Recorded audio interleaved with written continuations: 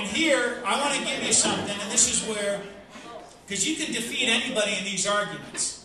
Because look at Obama, when he's been president now, this is his 4th year.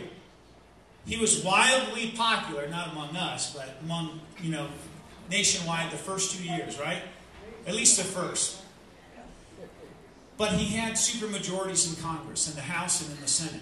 If he was sincere about immigration reform, which many of us fear is outright amnesty, if he was sincere about that, he would have done it then. However, this man who cast himself as a great uniter, pulling people together, has chosen at the end of the 3rd year to start advancing on this immigration reform. Mocking Arizona, saying these people, which you're all these people, so I'm glad to actually put faces to these people. You're real people, it's citizens. These people will never be satisfied until we build a moat and put alligators in the moat. It's like in laughing and mocking and just chuckling about the whole thing, not understanding the gravity of it. Well, he's never come to Babeu Valley. He's never been down in these pursuits. We had in 2008 140 pursuits. Last year we had 340 high-speed pursuits that my deputies have been in. Chasing after these bad guys that flee, that intentionally try to run people off the road, that run red lights. Okay? One of my deputies crashed in a canal upside down. They didn't stop for them. My deputy was in a seatbelt unconscious, and a Casa Grande police officer pulled him to safety, saved his life. Okay, we've had another case with a fire department coming back at 2 o'clock in the morning after a call. There was a wreck. They're coming up to an intersection. They had the right of way, and this Escalade pulls right in front of them to the point that the fire truck had to turn abruptly in the intersection sideways, and they yawed, and such a big truck went over sideways and rolled. And the firemen were trapped inside, calling for help. These people didn't stop. And it was a coyote and a load of illegals that just took off. Didn't stop for our firefighters. Okay?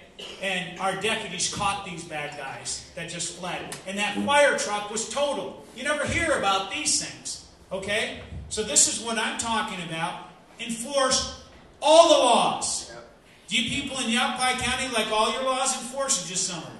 All of them. And this is where the president is like literally a wave of his royal hand, and it's like certain people, we're not going to enforce the law, and certain people can stay. Folks, this isn't about race, color, or national origin. Because I am for immigration. It's to do this legally. Okay? And instead of dividing America, pull us together on this issue. Secure the border, and then only then can we ever have a dispassionate conversation about what comes next. Well,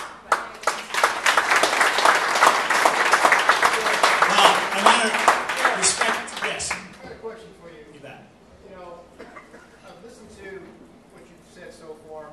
You've given us a lot of scenarios. It's a bad situation that's down there. But I haven't really heard a lot of answers to those scenarios from you. And I'm just trying to be honest, because in reality, there's more to it than just crossing borders. There's tunnels, there's aircraft, there's the NAFTA thing with the truckloads. And that's how the drugs are really getting here.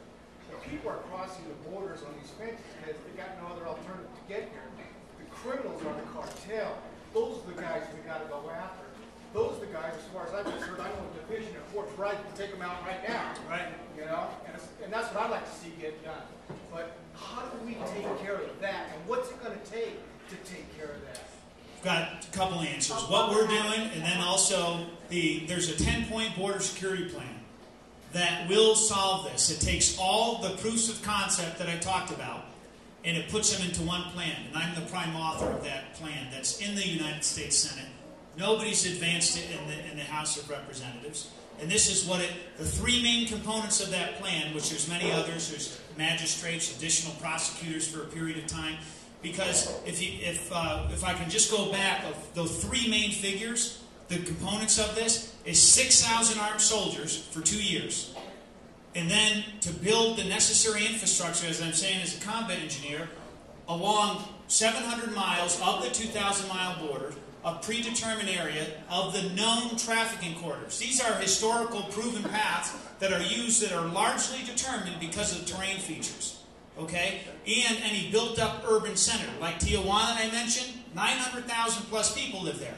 This is where you need that double barrier fence, and this is where those of us who heard Janet Napolitano said, well, if you have a 14-foot fence, you just have a 15-foot ladder, and you just climb over the fence. And she thinks she's won the argument, and she doesn't know what she's talking about. And I'm saying that not just to attack her. I'm saying that I'm a combat engineer. I helped build those fences, and they're not fences that, some of these fences are like a ladder. You can just literally climb into the nooks. We built 14-foot tall, corrugated steel, no-climb fence, meaning you can't put your fingers or your feet in. 6 feet underneath, or at least 4 feet, we put a steel grate underneath as well, so you can't easily tunnel. You can still tunnel, but here's what happens. When you use the technology that's available today, with the cameras, the infrared at night, they can see at night, the lighting in certain areas, like where Tijuana is, and the sensors immediately alert that there's a detection of a breach. The Border Patrol rapidly deploys there and apprehends. Catch and release has to be over.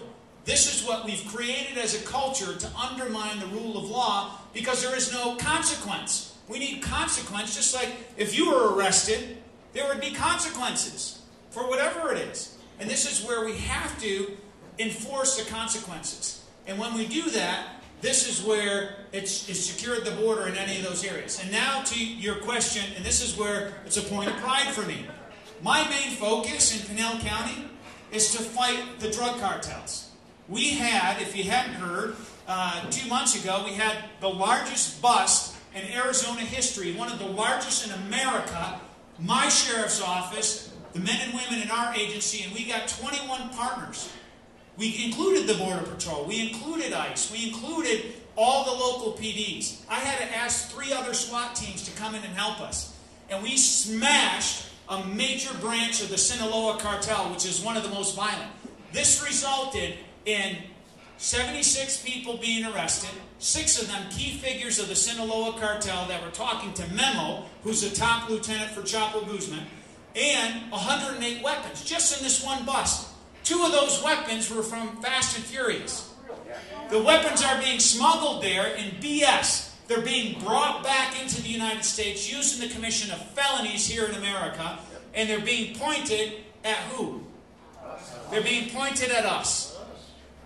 This is outrageous. So what we need to do is step up this enforcement, which we've been doing against the cartels, which is a lot of intensive work to track them, to get criminal informants. They've killed one of our informants in Casa Grande who worked for the cartels. And why did they kill him? He asked his wife. She said they thought he was a snitch for the sheriff, which he was. And we said this publicly.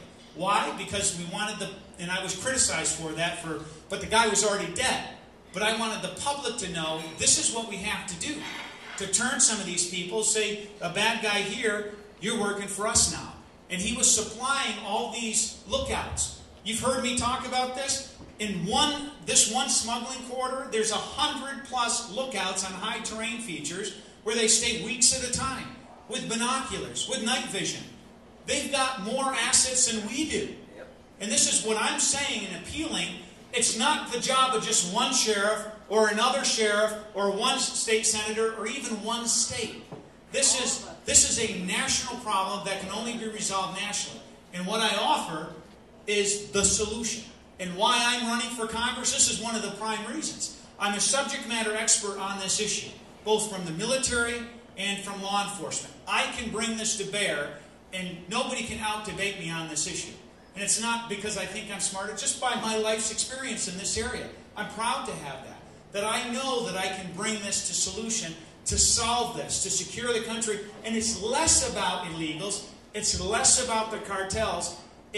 What did we say, 212,000 were arrested and double that got through? And if those are basic illegals, I want you to think of this. If 400,000 plus basic illegals can get through, what about people with military training? What about people who don't want for resources, come from other countries who would pay off the cartels or pay off the government to come in.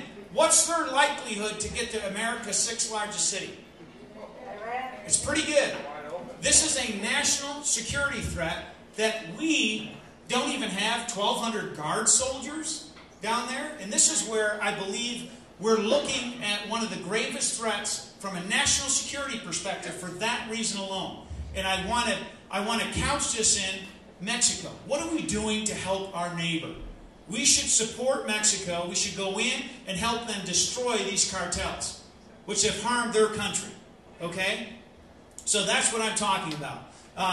The debt, the raising of the debt ceiling, clearly, that's a problem. We shouldn't be sending people to Washington saying that, well, we'll just, of the increase, we'll cut a little bit of that. You know, we have reached a point, as I said, I could stay as sheriff. This is a crisis for our country. And we need patriots to stand up and say, we've got to take our country back. Because if we don't do something now, our nation, which is built on the free market and a capitalist society, will go the way of these failed European economies. And that's not our future. I believe in the strength of America. I believe that if we have a level playing field in trade and in competing in business, that we Americans will win every time. Because I believe in America, I believe in our exceptionalism, I believe we are a better nation than these other countries. But we have leaders in our capital that when asked that question, they hem and haw and they say, well, the Germans believe they're exceptional too. The French believe they're exceptional too. Damn it, we need a president and we need leaders in Congress that believe that we are an exceptional people because of our Constitution and because of our freedoms. And I want you to know that if I'm in Washington, 2,000 miles away from here, you're not going to have to question whose side I'm on or who has the loudest voice in that room. Okay? That oath that I swore. So, thank you for all the time that you've given me. You've been fantastic. Many of you I've met several times coming up to Yavapai County. I ask for your help. I need your help and support in order to go to Congress to represent our state. You got it. Thank you. God bless you.